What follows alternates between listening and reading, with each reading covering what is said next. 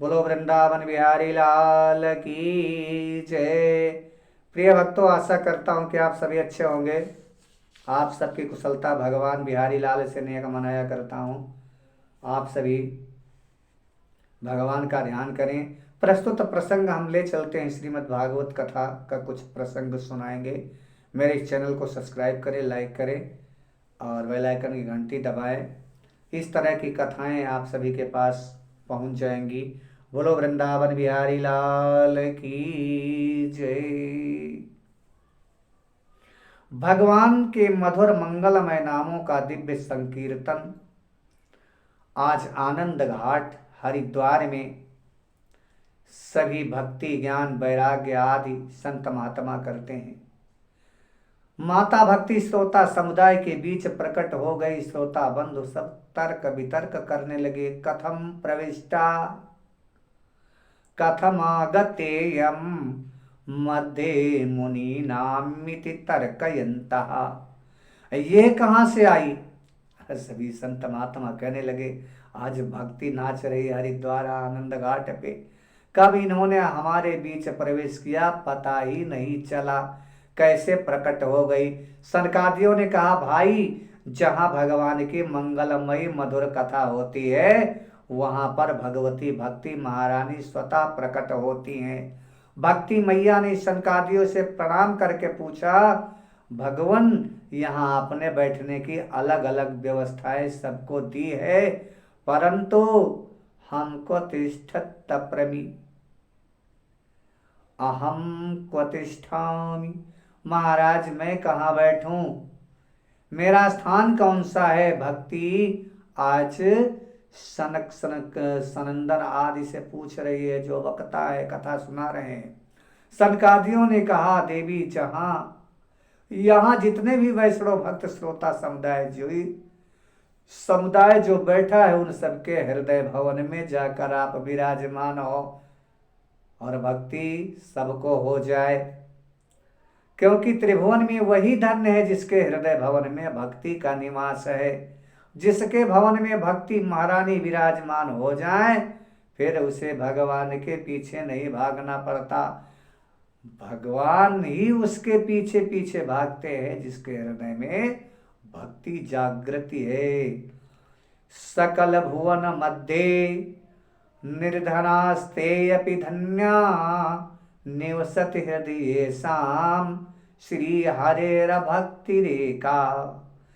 हरिरपि निजलोकम सर्वथा तो विहाय प्रविशति हृदय तेषाम भक्ति सूत्रोपनद्ध। त्रिभुवन में वही धन्य है जिसके हृदय भवन में भक्ति महारानी विराजमान है, क्योंकि भगवान जिस भवन में भक्ति को देखते हैं फिर अपना वैकुंठ त्याग कर उस भवन के हृदय में भगवान जबरदस्ती घुस बैठते हैं।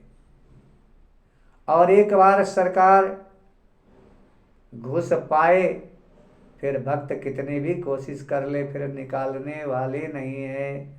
भगवान जिसके हृदय में घुस जाए फिर वे निकलने वाले नहीं हैं। भाई भवन सुंदर हो और भगवान की प्रिया भक्ति से समन्वित हो तो भगवान भला कैसे कब्जा न कर पाए? खाली मकान पर ही कब्जा होता है। भगवान भवन में झांक कर देखते हैं। जब देखते हैं कि काम क्रोध लोभ मद मोह मत्सर ईर्ष्या द्वेष छल कपट इसके हृदय में भरा है, अरे साहब इस भवन में तो बड़ी लंबी सेना भरी है। अपने लिए स्थान रिक्त ना पाकर ठाकुर जी लौट पड़ते हैं और जब झांक कर देखते हैं कि भवन एकदम खाली है, भवन में कोई काम क्रोध मोह लोभ नहीं है, भवन खाली होने के साथ साथ सुंदर भी है, और भगवान को जब उस भवन में अपनी प्राण प्रिया भक्ति का दर्शन भी हो जाए तो फिर भगवान कैसे भी अपने आप को रोक नहीं पाते। ऐसे खाली मकान पर भगवान आते हैं तुरंत कब्जा करते हैं। जिस भवन में भक्ति देवी रहती है उस भवन को ऐसा परिष्कृत प्रमाणित कर देती है कि भगवान के अनुकूल उसका श्रृंगार कर देती है, सुसज्जित कर देती है। अब मकान खाली वह भी सजा हुआ है, उस पर भी कृष्णा प्रिया भक्ति को उसमें निवास होए, तो फिर ठाकुर जी कैसे छोड़े। प्रविशत्य हृदय तेषाम, हठात उस भवन में घुस पड़ते हैं और एक बार प्रवेश कर पाए तो भक्ति सूत्र में बंध जाते हैं। भगवान को बांधने वाली भगवान की प्रिया भक्ति महारानी है। ऐसा प्रेम पास में प्रभु को बांधती है कि यदि ये जाना भी चाहें तो जा नहीं सकते। ठाकुर जी का ही वो मकान छोड़ने का मन ही नहीं होता। श्री सूत जी कहते हैं, हे ऋषियों, अब देवर्षि नारद ने सनकादियों से कहा कि भगवान हमने प्रत्यक्ष देखा।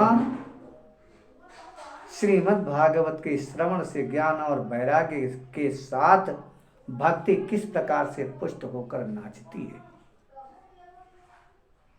परंतु अब यह प्रश्न करना चाहता हूं कि श्रीमद् भागवत के सुनने से केवल भक्ति, ज्ञान और वैराग्य ही पुष्ट होते हैं अथवा पापियों के पापों का भी प्रक्षालन हो सकता है। यदि हो सकता है तो कैसे पापों का शोधन संभव है।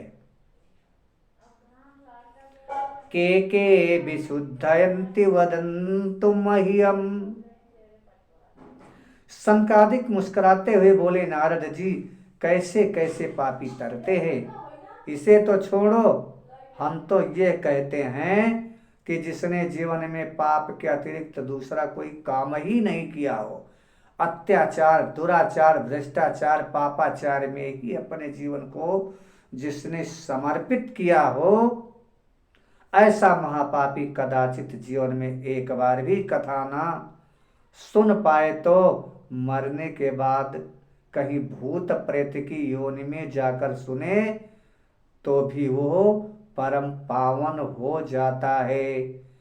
ये मानवा पाप कृतस्तु सर्वदा सदा दुराचार रता विमार्गगा क्रोधाग्निदग्धा कुटिलाश्च कामिना सप्ताह यज्ञेन कलो पुनन्ति ते। नारद जी बोले, वाह महाराज, गजब कर दिया आपने। जीते जी की बात छोड़ दो, मरने के बाद भी सुनकर तर जाए, ऐसा कभी आज तक संभव हुआ है? कोई प्रमाण है क्या? सनकादिकों ने कहा, हाँ नारद जी, हम तुम्हें एक इतिहास सुनाएंगे। बोलो वृंदावन बिहारी लाल की जय। वो इतिहास अगले भाग में बताएंगे जो सनकादिकों ने श्री नारद जी को बताया। बोलो वृंदावन बिहारी लाल की जय।